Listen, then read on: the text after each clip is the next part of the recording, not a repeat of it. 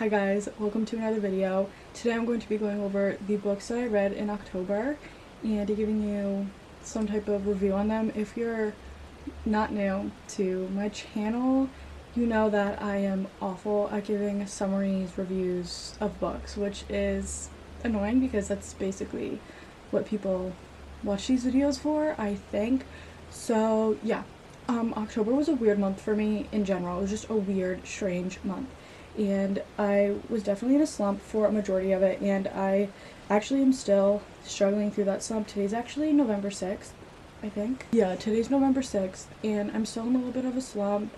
I actually read a good chunk last night at my boyfriend's house, which was good for me because I wasn't wanting to read, and then I just started reading, and I was like, oh, okay, maybe this is going okay. So, that's that. I read 5 books in October. Did I already say that? I'm going to just get right on into these books, and I'm going to give you the best description of them that I can. First book that I picked up in October was Then She Was Gone by Lisa Jewell. This is a thriller mystery book, and I've had this on my shelf for quite a while, and I knew I wanted to get to it this fall because I knew that if I didn't, I probably wasn't ever going to get to it. And I am glad that I read this. It was definitely an interesting story, and it was cool to follow along. Let me try to give you a little description of this as best as I can. This book follows a woman whose daughter went missing, and the police don't really do a super in-depth investigation of it because, like I said, they think she just ran away from home, and you know, they don't want to put all their time, money, and effort into a runaway, even though she is under the age of 18. And even if you run away when you're under the age of 18, you can still encounter trouble, which could then make it a criminal thing, but police don't care anyway. So she goes missing, and then 10 years later, the mother meets someone whose daughter looks exactly like her daughter that went missing. And she's like, what the heck? Like, this is weird. This is very weird.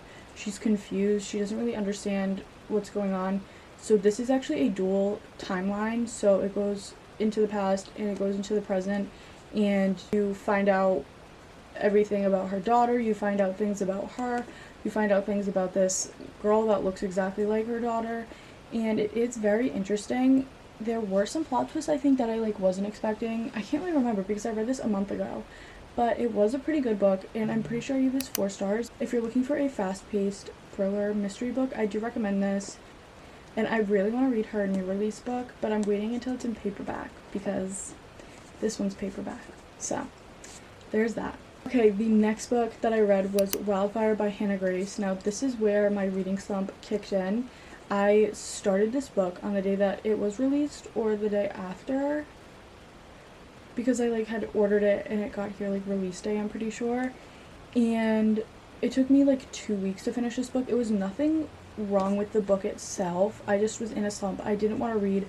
This was also when I started up school, so I had that to focus on, you know what I mean? So I hate when I'm in a slump and I'm reading a book that I've been excited to read and a book that I think I'll really enjoy, but the slump tends to ruin it for me. However, I did still enjoy this book. So again, we're gonna do a quick little summary of this one. This book follows Aurora and Russ, and they both go to Maple Hills, which is the college that the series revolves around. Oh, did I even tell you this is the second book in that series, and the first one was Icebreaker. So, Aurora and Russ are at a party, and they have a one-night stand, and Aurora leaves while Russ is in the bathroom, and then they end up seeing each other again because they're both working at this summer camp. They have to navigate their relationship, friendship, whatever is going on with them, while also having to be under a strict no fraternizing rule at the camp. And it's really fun. You get to see a lot of side characters that are super fun to get to see and everything. And I did really enjoy this, although the first book was a hockey romance. This had no aspects of a sport romance at all, which is fine.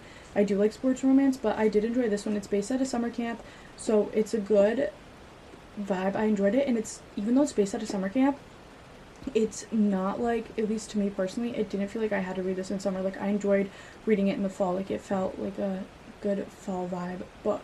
So anyway, I gave this 4 stars, and I do recommend this, and yeah, so again, I know I suck at giving descriptions and everything, But, oh, another thing too, which I was watching Destiny's wrap up and it made me think of this. Miscommunication is like one of my least favorite like things in a book. Like, why, like, just speak and everything would be fine. And she made a good point that like Hannah Grace does a great job, and like maybe there's some miscommunication, but then the characters like talk about it and they don't miscommunicate. They like realize that they're miscommunicating and they talk it out and they communicate. It's not that hard. It's not that hard. So I really like that. Again, 4 stars. I do recommend this if you're wanting to read it. I think the next book I picked up was A Court of Frost and Starlight by Sarah J. Maas. This is the 4th book in the ACOTAR series. This is like just a little novella. I can't really go into too much detail of this because I don't want to give anything away, because obviously if I talked about this, like, it could give some things away. But I will say that being back in this world was like super nice. Like, I don't even know how to put it. Also, this is in a reading vlog. This and the rest of the books I talk about are in a reading vlog, I think.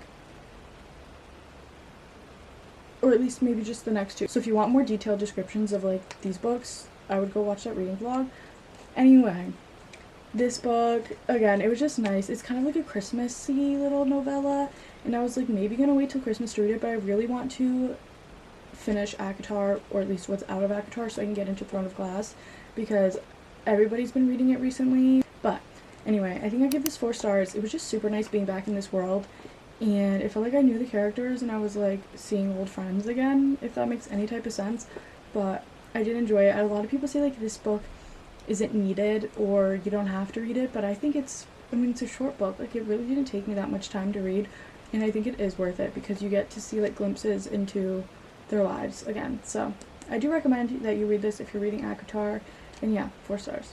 Okay, the next book that I picked up was Hooked by Emily McIntyre. This is the first book in the Never After series, which they're technically interconnected standalones. You don't have to read them in order, I don't think, but if I read the rest of them, I'm going to do that, which I think I will read the rest, but there's obviously so many other books that like I own that I want to read first before I get to these, which they are all on Kindle Unlimited, which I did read this mostly on my Kindle. And again, this is in a reading vlog, but brief summary of this quickly. This follows James and Wendy just moved to Massachusetts from Florida, and her family is like super wealthy. Her dad owns like an airline, and she doesn't really know why they moved to Massachusetts. Like, it's kind of, she doesn't really want to be in Massachusetts. I mean, I live in Rhode Island, and who wants to be over here? No one.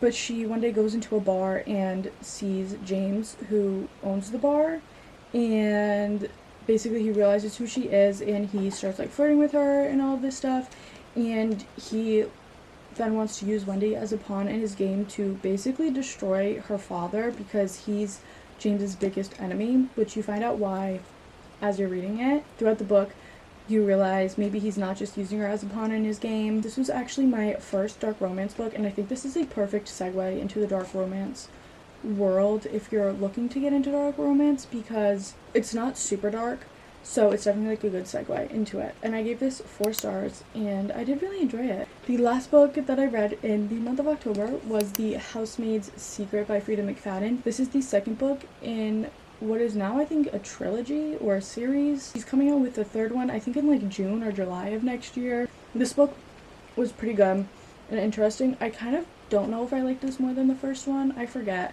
The first one I remember, though, I read in one day. I read that on New Year's Day in one day. Anyway, so this is about Millie, and she gets hired by this guy to basically like clean their house for him, and they live in this like amazing gigantic penthouse in New York, and it's like insane. But the one weird thing is that she hasn't met the wife, and it's weird because she's locked in the guest bedroom because apparently she's sick, according to the husband, and she's just ill. She's ill, so she just stays locked in there all the time, which is weird, right? It's weird. And because of Millie's past, she obviously thinks that this is like a weird situation going on, and she wants to try to help this lady if she needs help. So she works to try to help her and try to make things better for her, and it basically backfires on her and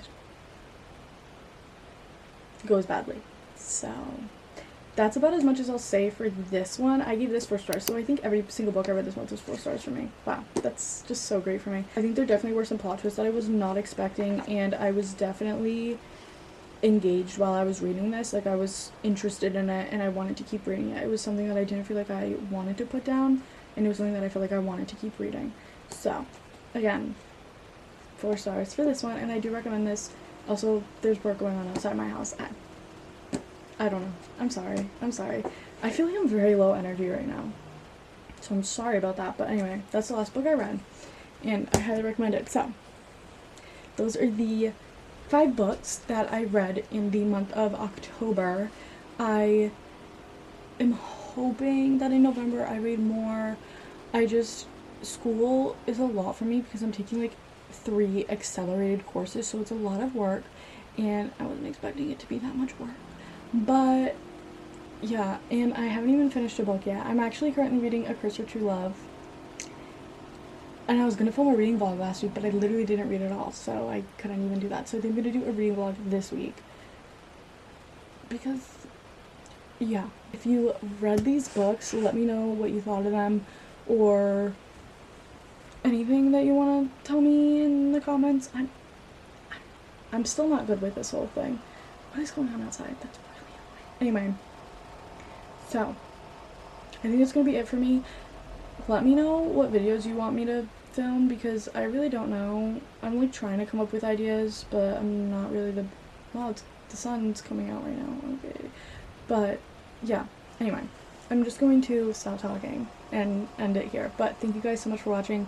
I hope you enjoyed. Make sure you like the video and subscribe and share it if you want. And yeah, so I'll see you in the next video. Bye.